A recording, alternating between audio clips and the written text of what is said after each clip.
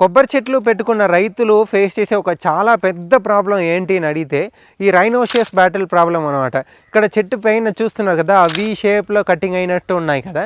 So ఈ మొగ పురుగు వచ్చి దీన్ని లీఫ్ని కానీ లేదు దీన్ని మొదలు అంటారు కదా, ఆ స్టెమ్ని కానీ సెంట్రల్ ఉన్న పాట్ని కానీ అది కట్ చేసి తినేస్తుంది అనమాట.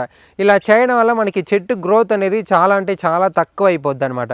సో మనం దీనికి ఏం చేయొచ్చు సార్ మేజర్గా స్టెప్ అంటే, సో దీనికి ఒక బెస్ట్ స్టెప్గా మనం చూసారంటే ఈ ట్రాప్స్ చేయడమే ఒక బెస్ట్ చాయిస్ అనేసి చెప్తాను.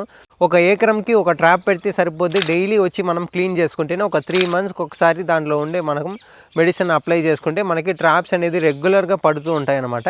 ఎంతోమంది కొబ్బరి రైతులు దీన్ని ఎలా మనం చేయాలి, ఇది అసలు పురుగుల్ని ఎలా చంపాలని తెలియక బాధపడుతూ ఉంటారన్నమాట.